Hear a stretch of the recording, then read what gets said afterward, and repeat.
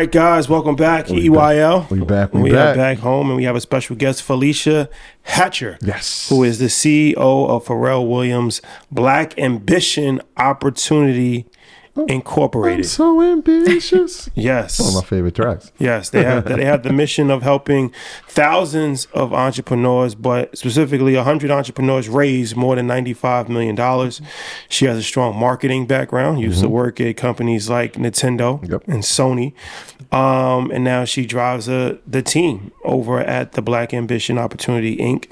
And she's also a very celebrated and accomplished speaker, author. She was part of the White House Champion of Change. It's been featured on Forbes, NBC, Bloomberg, to name a few. So happy to have her here. I know it's going to be a lot of information, a lot of gems that'll be shared. So thank you for joining us. Appreciate it. Thank y'all for having me. It's been too long. It has been. But we're here now. We're here now. First, let's start with Black Ambition. Yeah.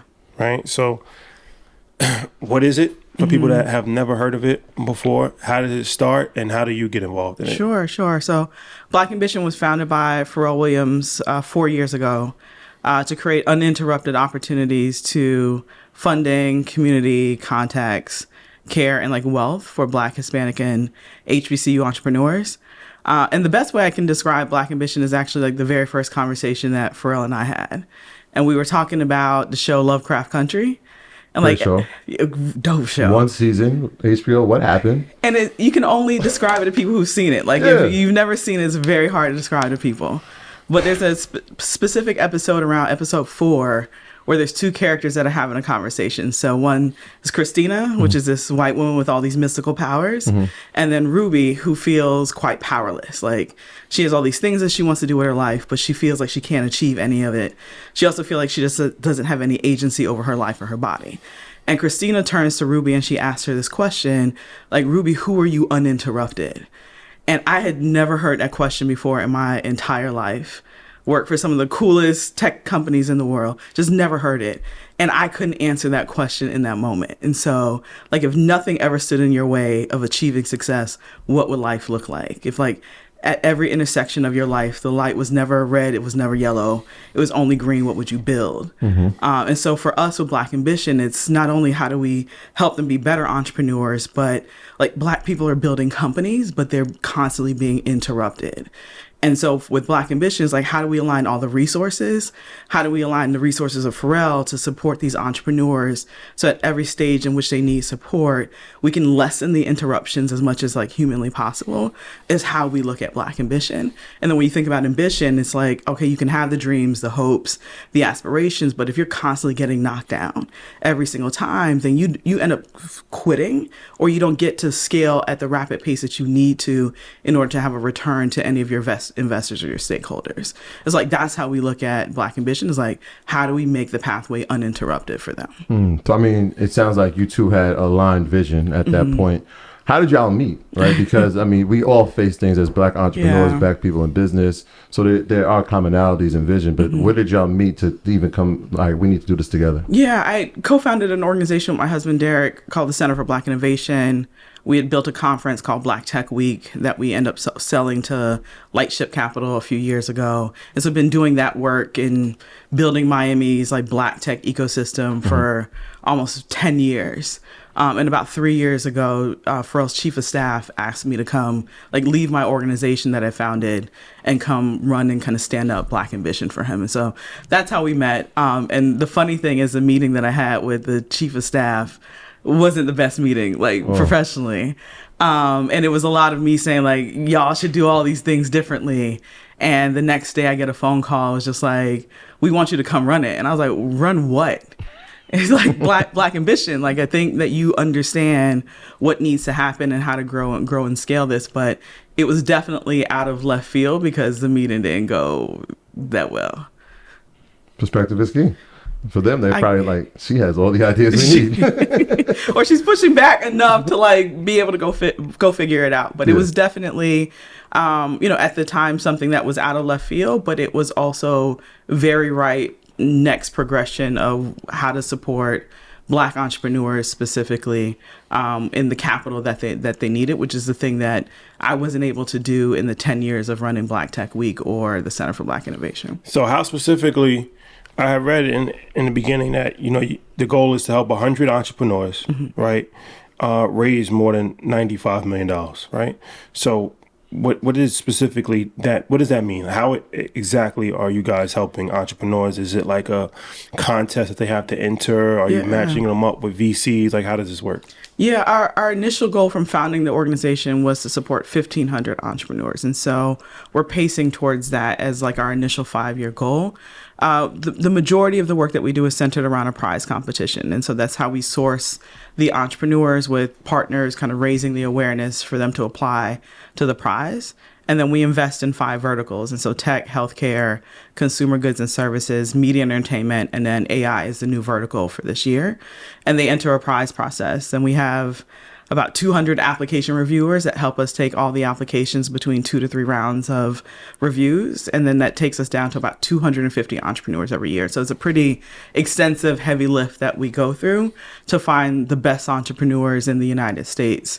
And then from those 250, we take them through a really dope 3-month cohort style mentorship program where we put them into pods and circles based off their strengths, their industries, and like what they need from a mentorship and community the most. That also secretly serves as like our vetting and evaluation of those entrepreneurs, like who's showing up to their pods, how are they contributing back to the other entrepreneurs. And then we take that from the 250 and then we invest in about 35 of those companies every single year. So we just celebrated investing in 101 entrepreneurs. Congrats. Which is amazing. It's faster than we kind of expected given the climate. And then those companies have gone on to raise over $95 million from the initial over $10 million that we've invested into those companies.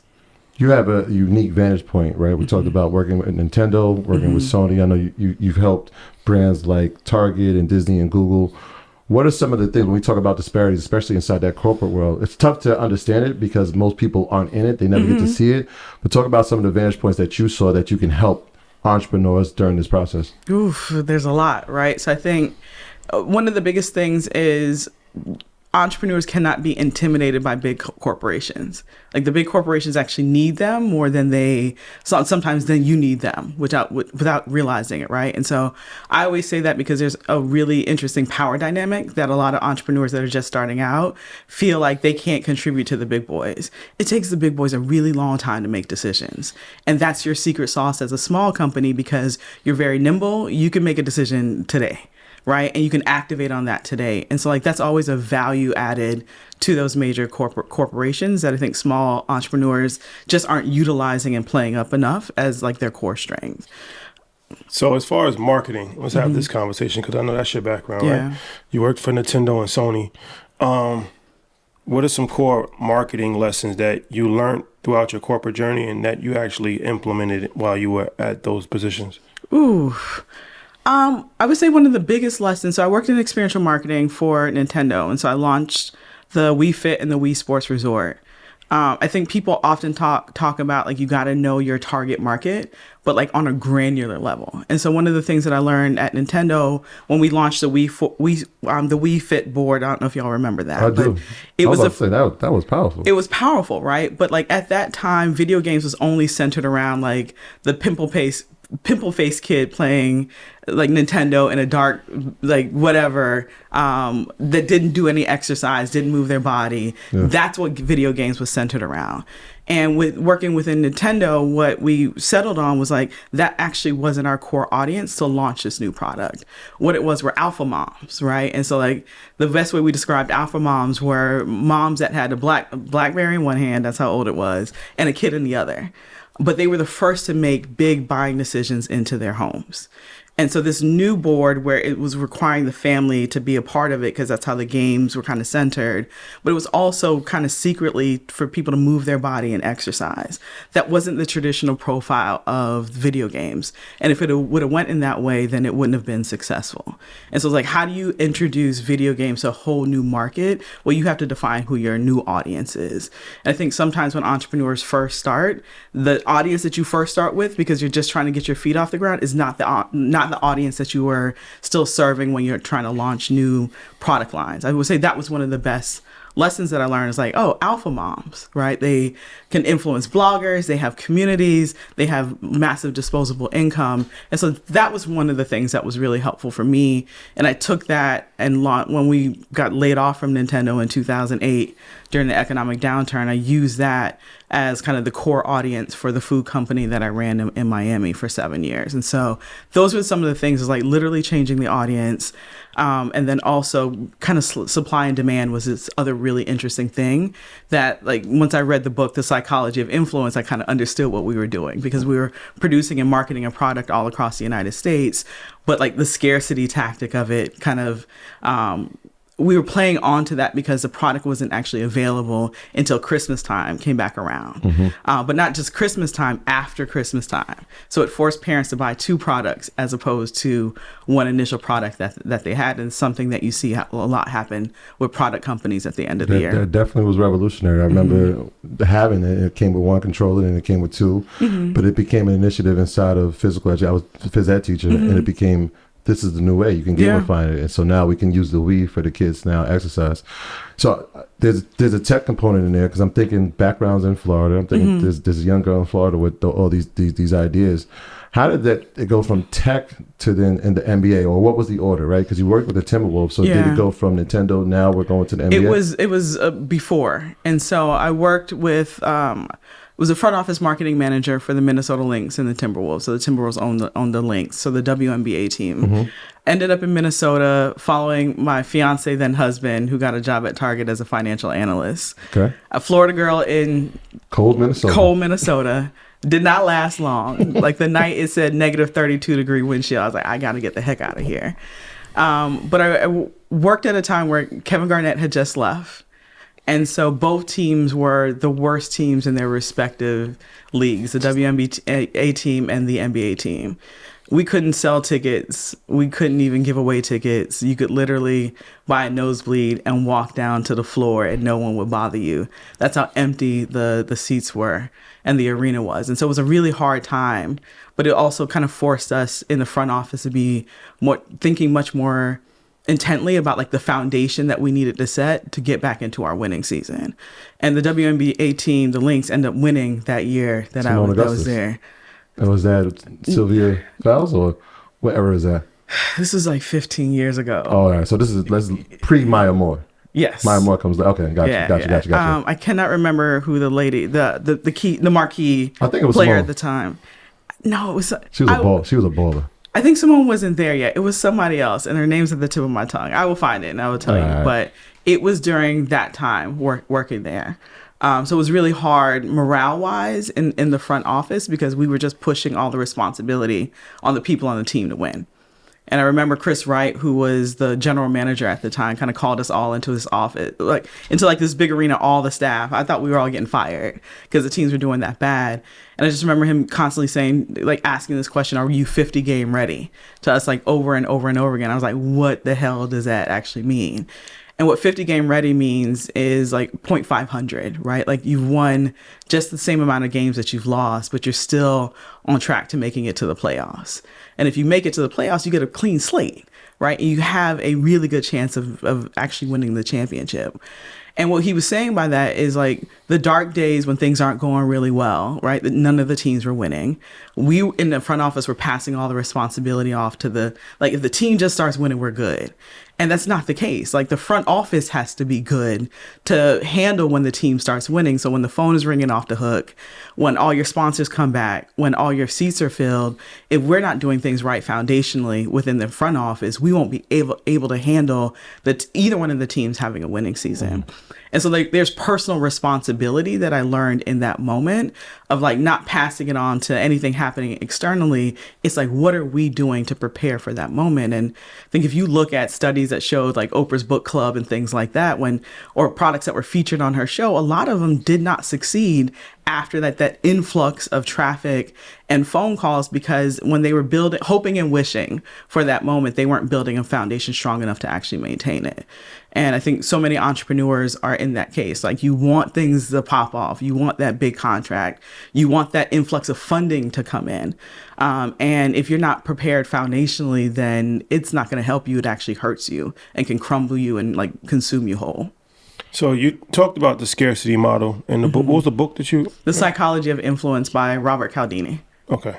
So I have a 2-part question, but the first part is, can you really describe because everybody knows the scarcity model. You just, you put less product out, right? And you drive up the demand. But I think there's other elements that actually make that. It's not like you can just make 10 water bottles and say, I only have 10 water bottles. I'm going to charge $100 for them, right? Like, from your understanding and working inside of it, what made the scarcity model work when you guys were doing it? Yeah, it was specifically when Nintendo, or just in general? Just in general, but Nintendo. Let's talk about that since you were in it. Yeah, so we were in experiential marketing. We travel from city to city, putting up like these, literally bringing the video game to life. Like, that was my job, right? And we were doing that, but the supply in the store, the product wasn't available. So like the hype gets built up of like, where can I find this thing? The value gets built up of like, where, like, I will pay above what it's asking for to get this thing because I've experienced it. And so you were promoting a product with no product available. Correct. The promotion was done with no even release date. No, the product was out. You just couldn't find it. Okay. But we, like our teams, and this was one of many teams all across the United States, we were out every single day literally creating the like portions of the video game that you could walk into. That is very commonly known now. 10, 15 years ago, it was unheard of. This was also like social media was just becoming like a business utility, but it was like, how do I create my product and turn it into an experience? If people have an immersive experience as opposed to just being in the aisle of Best Buy and trying the product, it's a completely different, compelling moment that also makes you have a buying decision more expensive than you would usually have, right? Games were like maybe $40 to $50 at the time. The Wii Fit board, I believe, was about $300. So it was a different gap in the buying decision. What I'm telling you now is I didn't realize what was happening until I read the book, The Psychology of Influence. And so we were traveling all across the country, setting up these activations, and no one could buy it in the store. And so by the time Christmas comes around, it's like, hey fever, like everyone's trying to find this product no matter where they'll find it, and they'll pay triple and double for the product. We see the same thing happening in the sneaker industry, right? Like people will pay way above the $50 or $100 because they cannot find it anywhere else. And so what I learned in the Psychology of Influence is the first time that they saw that happen was with the Elmo doll. Tickle Me Elmo. Tickle Me Elmo. And the marketing industry and product industries were kind of conspiring to do this because they realized they could get parents to buy 2 products as opposed to 1. So if I'm a kid and I want this Wii Fit or I want this Elmo doll the entire year, Christmas comes, as a parent, you have promised them that. You get to the store, you can't find it anywhere. So you know what? You buy them the next best thing. And then what those companies were doing is that right after Christmas, Elmos were flooded on the shelf. You could find it any and everywhere. And so as a parent, you also buy them the Elmo doll. And so they literally increased the lifetime value of that customer by not having the product that everybody wanted the most available when they needed it the most. You're going to buy something to just wrap and put under the shelves, and then you're going to buy that thing when it becomes available. And you've literally doubled the lifetime value of that customer. What I learned when I read that book is that's exactly what was happening with that product at that time that we were promoting it. Is parents went and bought anything that they could possibly buy from an electronic standpoint for Christmas. Right after Christmas and right after the holidays, that board was flooded and any and everywhere. And I just didn't realize that. I only understood the experiential component of bringing people in so that they can experience it, and so that they would buy the product when it was available. So it was a weird time that we were in that I had that realization once I read that book. So the whole idea is like to have it not in demand when you need it the most, and then an overflow of demand after peak season is over. Yeah. So to not have it available when you need it the most. When you need it the most. Because you'll buy something else. Yeah, I'm going to buy Mario Tennis. Yeah, it's like if you have a significant other and she wants this very specific diamonds, you've promised the diamonds because you know how important it is. It's the only thing that she's asked for. Yeah. So you get to the jewelry store, the diamonds are nowhere to be found. You've gone to numerous stores, you cannot find it. You're not going back home without something. Yeah. That's done by design and intention. So you're going to buy that thing. And now when that thing becomes available that she really wanted, well, that want doesn't go away just because you bought her a watch. You got to buy it again. You buy the thing again. The sneaker thing is perfect. Yeah. It's like every Christmas, Jordan's going to release a 11, right? If the kid doesn't get the 11, they'll probably buy the kid a pair of KDs. Yeah. Nike sees that, restock, and now everybody gets to have the shoe, and now you have the customer more than one purchase. Yeah, and I think one of the things about reading that book and understanding is that at first it pisses you off. You're like, man, I fell for all these tricks. As you were saying it, I'm like, I think I fell for this a few times. But then I think as an entrepreneur, you can use that and turn that around, right? And so the difference between the two is I think on the advertising industry, there's a little bit of manipulation. And from an entrepreneurship standpoint, you can use that in your favor of thinking like, well, how do I market a product to this person where if I don't have it available, then there's something else that's equally or close to what they want, but they can still keep them around long enough that they also buy the thing that they want. There's one way to look at it, right? The other way to look at it is intention. Is your intention to manipulate people into buying two things, or is your intention to increase the lifetime value of the customer in a meaningful way that increases like their affinity to who you are and what you're building? I think there's another way to look at that, right? And then when I think of like Black businesses, and I see this happen in the food business more than anything, you'll go to a restaurant, they don't have like 9 things on the menu, right? You're like, man, I'm never going to come to this restaurant again. And then I've seen other menus in other companies who will say, well, first come, first serve, right? Like if we run out, we run out. And you start getting to that early because they've set a different kind of expectation around the scarcity and limited availability. It's how you communicate it. In one instance, I see Black businesses being demonized for that. They ain't never got what they say they're going to have. They never open when they say they're supposed to open. They closing early. And then I've seen it the expectation managed around that in other. South by Southwest, the barbecue place there is a prime example. You know that if you don't get there at 6 o'clock in the morning, you may not get that barbecue because once they run out, they run out. You're not saying like, man, they ain't this, they ain't that, they don't have anything together. You know what? You wake up the next morning at 6 o'clock because you really want that barbecue. Everyone's spoken so highly about it. And you know that it's now a very kind of sacred experience that you have that you wouldn't have anywhere else because you get to try something that other people may not try because they've missed the line. It's about how we manage expectations in business and then how we communicate the value of what we're doing. In one end, you're never going to go back there because they'll never have anything together. There's literally no difference. The supply is gone. You get there first. One instance is coveted, and in the other instance is demonized. And that's not fair, but it's a business lesson that people have to learn. You got a second part? Because I want to, it's interesting because I'm thinking about the strategy. I feel like it's brilliant, but it does also determine on what stage of business you're at, right? Like if you're a new entrepreneur, you have to first build a client base. You have to build a trust. And you have to set those expectations. So it goes back to those foundational pieces. I know you were talking about foundation. So as an entrepreneur, you said sometimes we're not ready. And this is true. We see a lot of people. We've seen it happen here. People come on the show.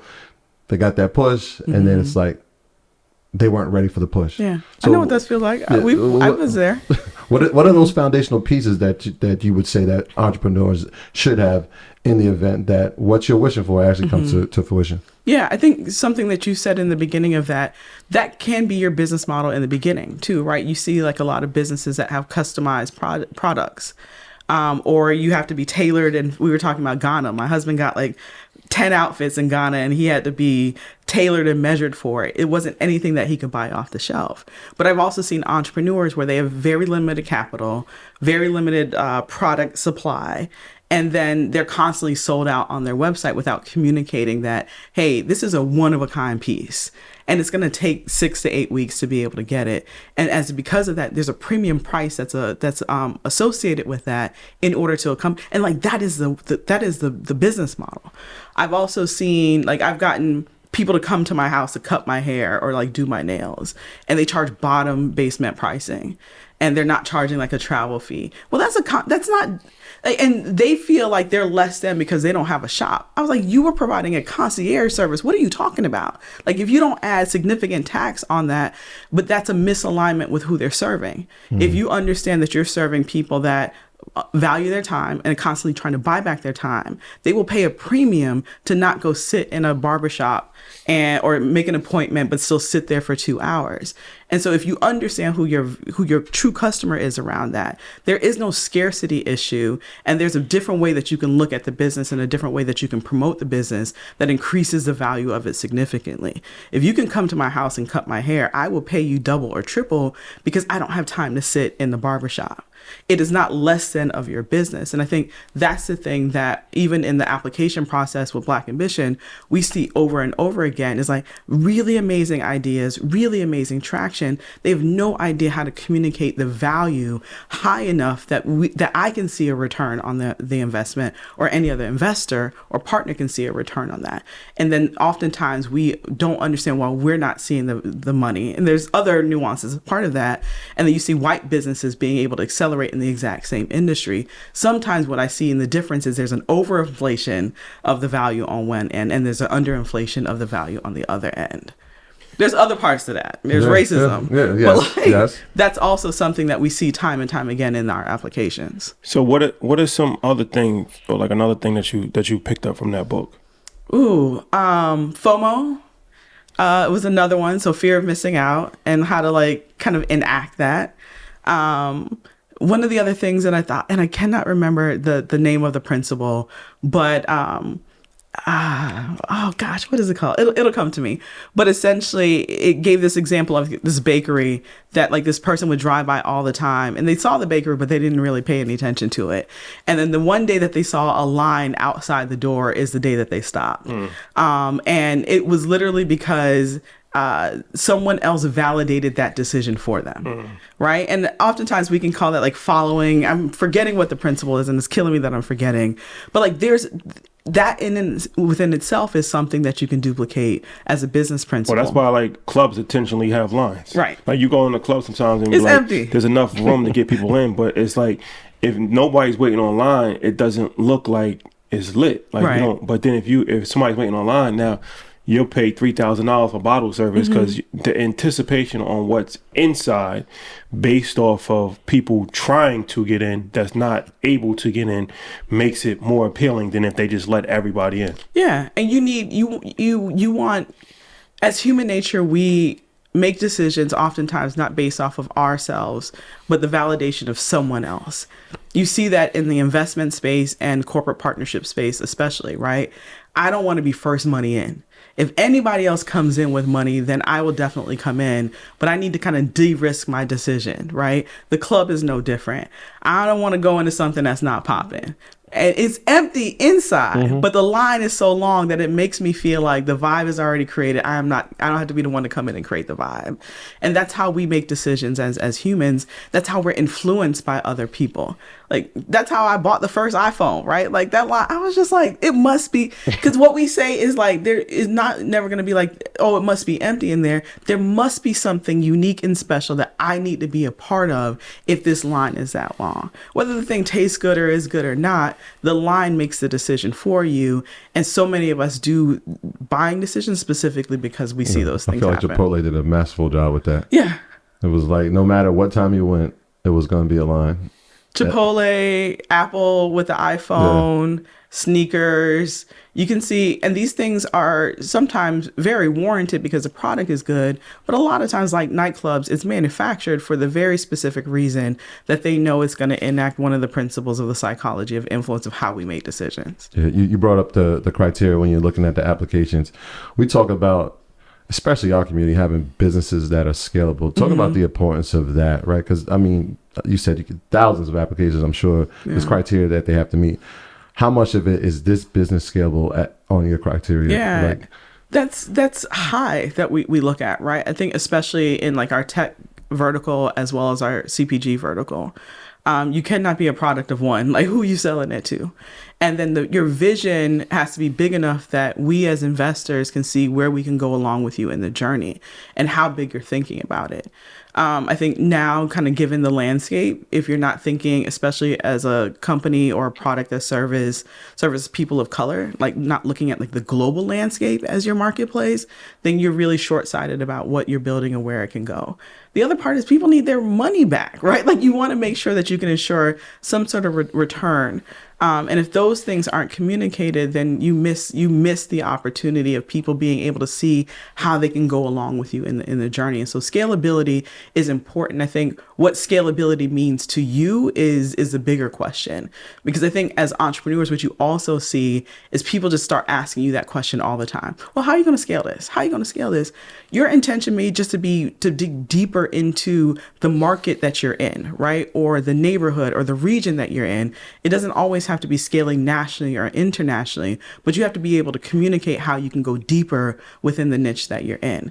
And I think one thing, and I can't remember who I heard this from, but like, hey, if you saw one problem for someone, you end up creating 10 more problems for them, which is amazing and masterful to think about, right? And I think sometimes people don't communicate how they can go deeper and increase the lifetime value of the existing customer base, the region, the city, the state, the country that they're in with their product. And so what do I mean by that? If you help people write books, okay, now that the book is done, they need publishing, they need printing, they need PR, they need graphics done, they need their author photo done, they need at least 10 other things, 10 other problems that you created. That within itself can make you extremely wealthy if you think about it. So when we talk about getting niche down or scaling, sometimes it's not this, it's literally going from here, or here with that customer base and being able to communicate that.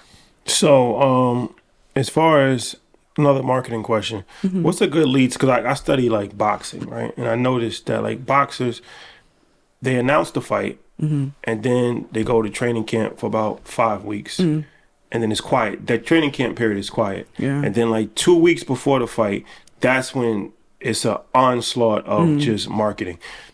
They don't market the whole entire 6 weeks, right? So from your perspective, what is a good time to actually market leading up to like a drop date or a release date or an event, as opposed to starting too early and then you just kind of wasting time, because people usually don't buy until there's a sense of urgency, like leading up to the actual date? Ooh. So you hit on something really interesting, because it's also the thing that I hear the most of, like, I got to build in silence. And I think that's some of the worst business advice that people tout. There's a lot of bad, crazy things that people say. It's also like, I got to get the coins in the bag. Like, do you really want coins? What kind of bag do you want? Like, you got to be very specific. And so why I hate when people say you got to build in silence is because most times people have no idea what you're doing.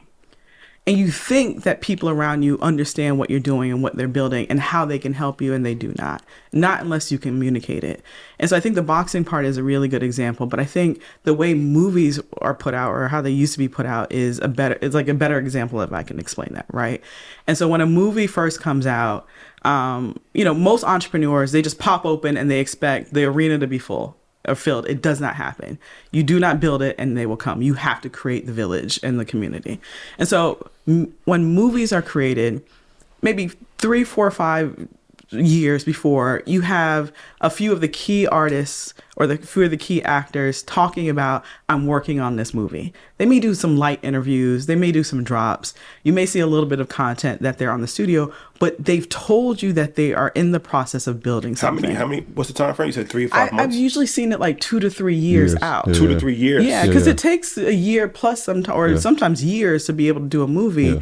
But usually those marquee top artists, or I keep saying artists, but like actors, they drop that they're working on a movie. They may even drop the title, but they drop something. Right. Yeah. And then as it progresses, you start to see more and more things literally about the process. There's nothing wrong with documenting your process to getting to that point. And then as I would say, like maybe a year out is when you start to see the commercials.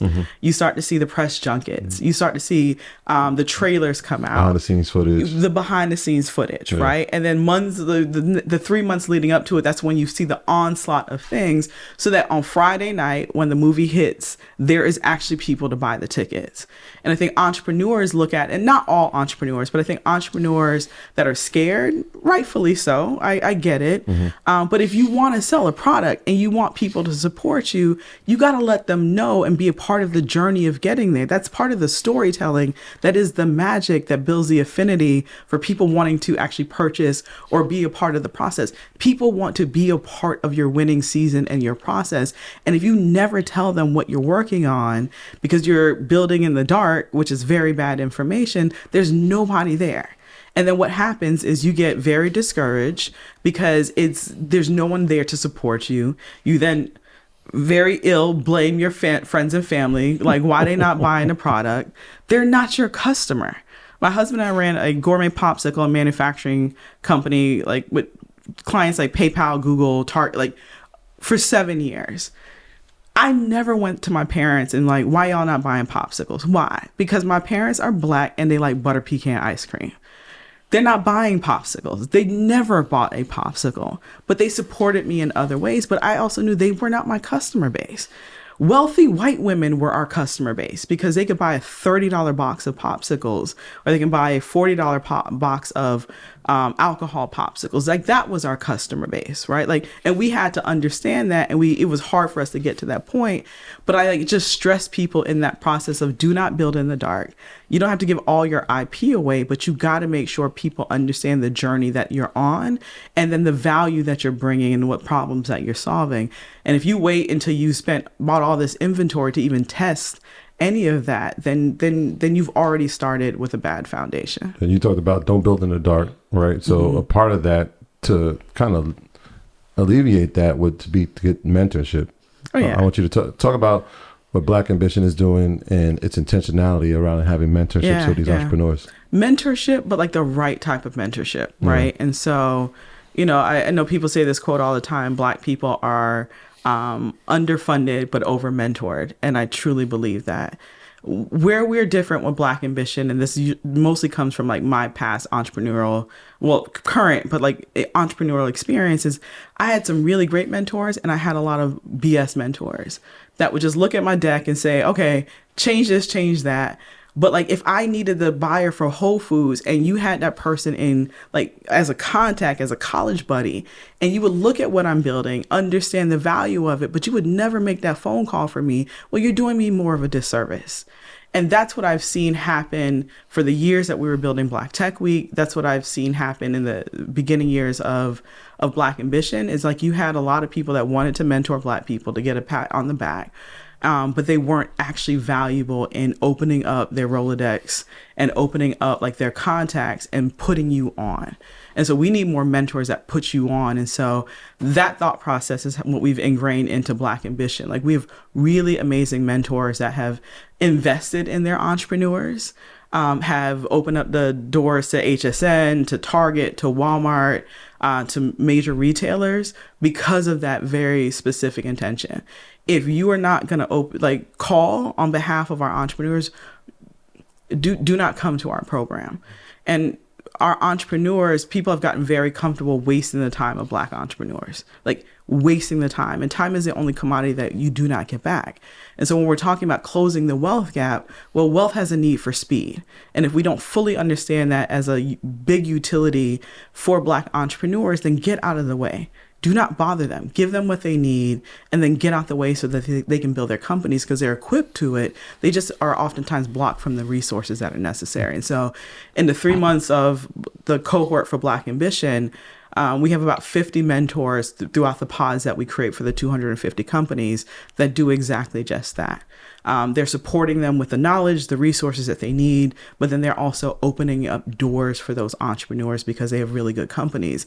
And to me, that's the biggest kind of show of belief in those companies, is if you're leveraging your reputation and your relationships in support of them. Yeah, you said entrepreneurs, and it made me think, because I know Shai's thinking from the marketing standpoint. when with Jay and Pharrell putting the song out. That was part of the rollout for Black Ambition? Was this part of the marketing It was plan? the impetus for that, yeah. Okay. The song, Virgil designed the logo for Black Ambition. And it was, Pharrell has a long-standing career in this, right? As an entrepreneur, as a creative, definitely as a musician, right? Among so many things, and owns a ton of companies in a lot of different verticals.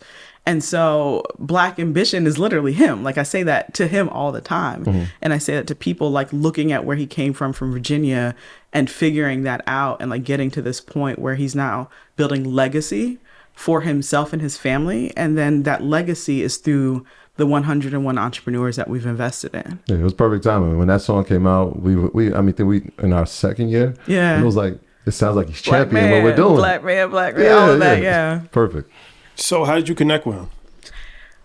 His chief of staff asked me to come lead Black Ambition, and that was my first time meeting him and chatting through like what Black Ambition could be and what we can grow it into, the need and the importance of it, and then more than anything, how to really kind of extract the resources and the access and the people that are around him to support the entrepreneurs. And so that was literally one of our first conversations. So how hands-on, obviously everybody knows he lives in Paris and he's running Louis Vuitton, so I'm sure he got his hands full. Yeah. How hands-on is he, and like how often do you communicate with him? I talk to him quite a bit because he's my boss. But he's really hands-on as much as he can be with Black Ambition, right? And so, and a lot of that comes from like his ideas and his vision around it, and then his resources and his people more than anything.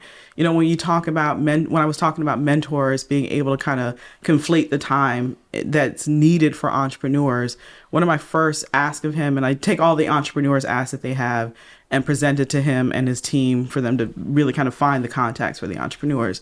But I remember one of the companies, Femly, which is a feminine hygiene company, one of the 2021 prize winners, who had been knocking on the door for Marriott for about 2 years, could not get through.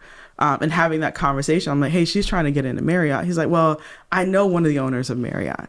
And like within 2 phone calls, it helped her get into, I think, her first 1 or 2 locations in Marriott. That's what Black entrepreneurs need. That's what we need, right? And so now she gets 2 years of her time back. Unfortunately, she had to spend 2 years to get to that point. But I think that's the magic of having really good mentors that can just pick. Like, these are, when you're working with high net worth individuals, right? And you're trying to get entrepreneurs to get more comfortable to their proximity to power and to wealth, it's introductions. And it's phone calls. And that is always the thing that in that moment excited me, how quickly it can happen. But it also further discouraged me because how long it takes and how difficult sometimes people make it seem. Like, you got the contact. If you really believe in Black entrepreneurs, why won't you pick up the phone? Because if you needed, and I ask people that, like, if you needed to raise, $5 million really quick for your business, who are the top 5 people that you're calling? That's my question. Who are the 5 people that you're going to call? And they tell me. I was like, great. I need you to call those 5 people for our entrepreneurs. Because if you can do it for yourself or one of your buddies, but you keep telling me you believe in our entrepreneurs, call those 5 people for them. And if they can't do it, they don't need to be involved in anything that you have going on. And that's always my test and in my conversation. And sometimes they look at me crazy. Sometimes they stutter. And then for the most part, they make those introductions. I've had some instances where they won't, but then you know what? You've told me exactly who you are. Because if you believe and you know you can do it for yourself, then do it for these entrepreneurs, right? And so when we talk about like Pharrell's involvement, a lot of it has been putting our entrepreneurs on. And then he spends, we do 2 office hours with the entrepreneurs once we invest in them with him. And then a lot of it is just like his amazing partners, right? And so we were in New York maybe about a month ago now, where LVMH is a funder of Black Ambition's work. And we created a learning lab. We did it with Chanel when they were partners, and now we've done it with LV. And we bring all of our entrepreneurs that we invest in into 2 days into their headquarters. And then a day into their headquarters, and then a day into their distribution center. No one gets to go to the distribution center. You get to go to it because you're a Black ambition entrepreneur. And so they get to ask all the questions about the supply chain and logistics from literally the top people that are doing it, from one of the top luxury brands in the world. They build out strategic plans for them. They answer any questions. The president of the US comes and speaks with the entrepreneurs and like mentors them. So there's that high level of corporate mentorship that happens literally because Pharrell is a part of LVMH and they believe in the entrepreneurs. Joe Biden, the president, you said the president of the United States? No. The president of Louis Vuitton. Yeah, I'm gonna say that would be cool too. But we got the president of Louis Vuitton. I don't know if you know anything about the luxury sales business. No, he knows something about another business. You said family is one of these success. Are there? I mean, I'm sure there are. What are some of the other success stories from companies and entrepreneurs that you've invested in? Yeah, it's like talking about what's your favorite baby, right? There's 101. So we do a $1 million investment each year. And then the rest of the investments range between $25K to $250K. And we do about 30 to 35 of those each year.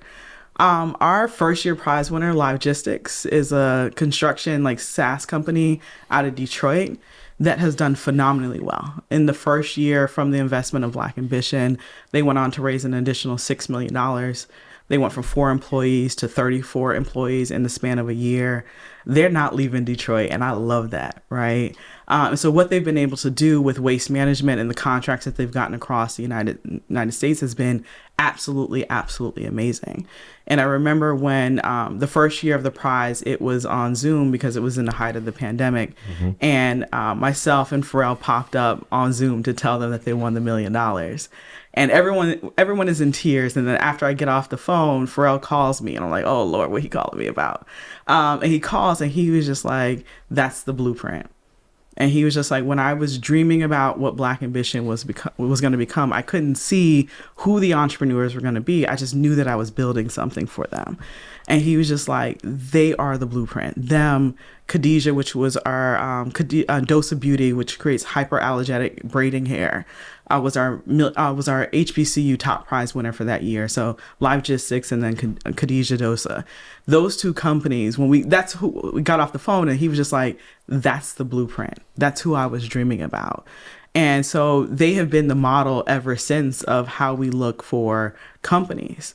The second year of the prize, Pound Cake, which is a lipstick company that has like this proprietary technology. I know y'all wouldn't necessarily know, but like you can buy lipstick in the store and no matter whatever your skin shade is, it's going to be a different color for whoever wears it. Mm-hmm. So they created a technology that it's the exact same color no matter who puts it on from a cultural skin tone standpoint.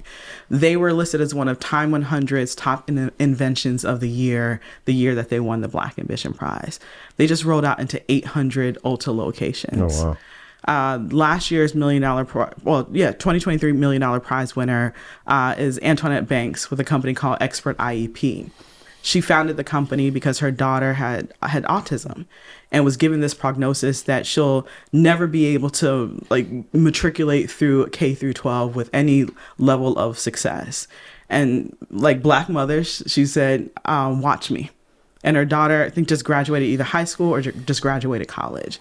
And so she created a software that helps families and parents better navigate the individual learning plans that are created with school districts so that parents have much more power on how their children are being educated and much more accountability from the schools. And so those were our top 3 prize winners. I can go on and on. Like there's one of our companies that just rolled out into 4 airport locations. You have a prosthetic company out of Atlanta, like some really, really phenomenal companies. You have Cosmology that's just rolled out into Target and HSN. The companies are doing phenomenally well. So you guys invest in the companies. Mm-hmm. You take equity, obviously. Yeah. How much is it? The same equity, or does it depend on how much? It's the same across the board. What is it? We do it through a SAFE agreement. It's an 80% discount that we do. So it's a very small amount that comes back into Black Ambition so that we can fund more entrepreneurs. Okay. And then you help them raise more money from a network of rich people that you are connected with. Yeah. Right? Rich people and corporations. Yeah. And you also help them with mentorship. Yes. With you would have them, like, if somebody's in beauty care, you would have a mentor in the beauty care industry. Correct. Right? Correct. And then that person would get equity in the company too? No. Oh, well, any follow-on funding is something that's done separately. It's just what we do with Black Ambition and then connecting them to the mentors and the support that they need. So the business model, how do you guys making money from? Because eventually, I guess the plan is for these companies to make money, exits, and then you'll get paid later on. But in the meantime, how is it funded? Yeah. Yeah. So Black Ambition is a 501c3, so we're a nonprofit. Most of our funding comes from foundations and major corporations that are our partners that support the organization and allow us to do our programming, and then also allow us to be able to invest and inject capital into those companies. LVMH, I'm assuming, is a major contributor. They're a major partner. Adidas is a major partner of ours as well. Lennar Foundation is a fantastic partner of ours. Comcast NBC Universal is a new partner of Black Ambition too. And okay, this is before he started working at Louis Vuitton, or after he started this company? LV? No, your company. Did he start this before Louis Vuitton or after? Yeah, so Black Ambition is 4 years old. Okay. And he's been on with LVMH as a men's creative director for maybe about a year and a half now. So I'm assuming he probably put it in the contract that Louis Vuitton has to kind of help support this, right? No, it is never really in like his contract as like an artist or the work that he does, but these are natural partnerships that make sense, right? And so I think when you think about artists, they can do a lot of different things other than contribute back into their community. And I think when you think about musicians or rappers, essentially, they usually get that bad rap, them and athletes, that they don't contribute back to their communities. So I think the unique way in which he has done it in forming Black Ambition that allows us to fund these entrepreneurs is unique within itself, but it's something that we really want other people to copy. Like copy our framework, copy our process, because we need as many entrepreneurs supported as possible. Well, I think one of the things that I don't think people even know that's happening. So part of it, I think, is actually getting the word out. That's why I'm glad you're here. But I haven't heard him speak about it. So he does quite a bit. I force him to. Well, I think in outlets that we listen to. Okay.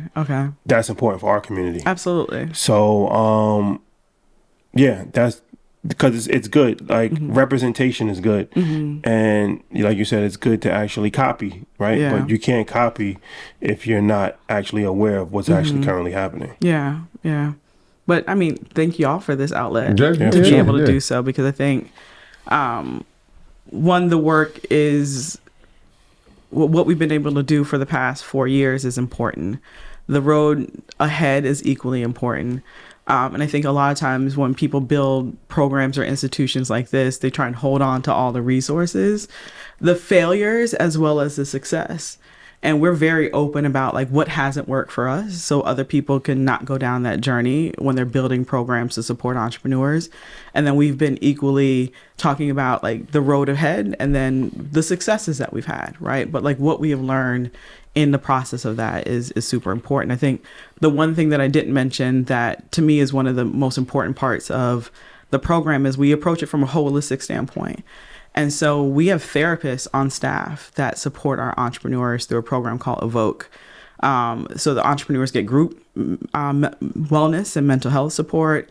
They also get a bucket of one-on-one support, because my heart goes out to any entrepreneur that bet the house, cashed in on their 401k right before the pandemic for literally every worst case scenario that stopped them before to happen when they started a business, and that was the pandemic. And so people are not okay. And when you talk about entrepreneurship and the ebb and flow of it, some days it's really good, some days it's really bad. People are burnt out. And in my entrepreneurial journey, I burnt out twice. I do not wish burnout on anyone. And so when you're talking about that aspect of entrepreneurship, and then the fact that, again, when I go back to the proximity of wealth and power that many of our entrepreneurs are having for the very first time, that power dynamic of constantly going in front of people that don't look like you, asking them for corporate opportunities, asking them for contracts, asking them for money, it wanes on you. People always talk about you got to get to 100 no's for your yes. The second no is hard as hell. The fifth, no, you don't want to get out of bed, but we need them to be whole as entrepreneurs, and that we need them to be good stewards of the resources that we provide at Black Ambition. And then when they raise capital, they're stepping into new levels of leadership for the very first time. They're the first in their family to do these things for the first time. And a lot of them do not have the tools mentally to be able to sustain their business to even get to a point of scalability. Yeah.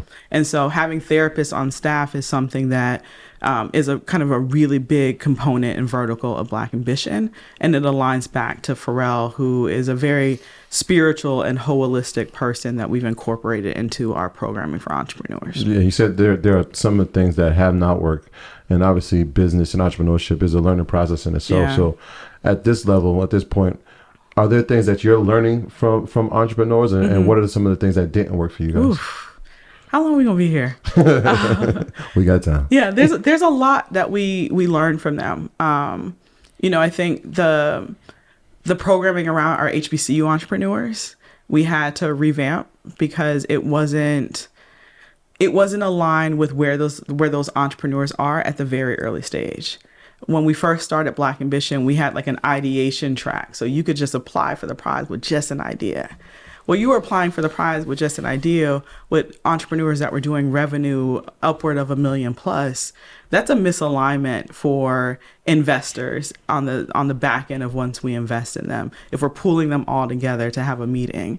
And we also want to make sure that we're not setting those entrepreneurs that are super, super early up for failure. And so that's the learning that we had. So we took out the ideation track from the prize. It was painful to take it out, but we had to in order to, one, hold on to the integrity of what we built, and then make sure that those entrepreneurs, the investor introductions that we were making for them, that they were ready and ripe for those opportunities. And so that required us to just change how we supported HBCU entrepreneurs and those in the ideation stage. And so we launched an HBCU tour. We launched an HBCU pre-accelerator to help those entrepreneurs, still get them some capital. Those are grants, those aren't investments, but it allowed them to just kind of get a little bit more hands-on support that they needed in order to get them ready for the next stage. That was one of the biggest learnings that we had. The time to complete the application is in and with itself is something that we had to change too. And I think there's a lot of, after the murder of George Floyd, there were an onslaught of programs that were built, right? Onslaught of programs. And every single one of them was requiring an application that took you 2 days. Well, that's not actually fair to the entrepreneurs because they need to build their companies. And so if there's 10 programs that I'm trying to apply for, and each one of those are taking me 22 or 3 days, but they're all asking for the same question, how can we lessen that load for them and just get the exact information that we need to create the opportunity for them, but then also stop wasting their time? And so like those are some programmatic things that we had to change. And then what I mentioned to you about the mentors is reevaluating all the mentors that were coming into our program and then being able to share that with other organizations. And like, these are better metrics that are better supported for Black entrepreneurs with the mentors that they need, that are not going to waste their time. And I would say like the last thing, which is still like a very present thing, is like there was a McKinsey study that came out, I think last year, about like the sheer amount of money that was allocated, verbally committed to Black businesses after the murder of George Floyd. Well, that number's $340 billion. Not million. $340 billion was verbally allocated from corporations to support Black businesses, infrastructure, transportation, housing. And then there was another study that came out that said only 1% of that has actually been allocated. That's a lot of money that's floating out that is owed to us. And so advocating, because of who our founder is and the voice that we have, is also better advocating for the distribution and the allocation of that money. Because imagine if we got the $340 billion distributed across our businesses and our communities, we would be pretty good. So it's literally just like, how do we ask and how to not only ask, but like demand and hold accountable for the money that was already verbally committed to us. And so you've seen a lot of programs similar to ours shutter because they've been secretly rolling back the money by saying, well, we put this program out there, but nobody applied. So we try, so we can reallocate the money, right? Or we fired all our D&I people, so there's no internal accountability. So we can roll this money back, or we can just redistribute it. And, or the last thing, what you've seen with with all the recent lawsuits is, hey, if we change policy, now we never have to allocate this money. And so everything that you've seen in the past 4 years as it relates to programs similar to ours are unfortunately being rolled back aggressively. And so how do we become better mouthpieces and advocates for the money that was literally committed to us is also the change that we had to make. So how can people apply? Blackambitionprize.com is where they go to fill out and complete their application. And this is I know. Is it international yet, or are we scaling to that point? So we started international expansion last year. Okay.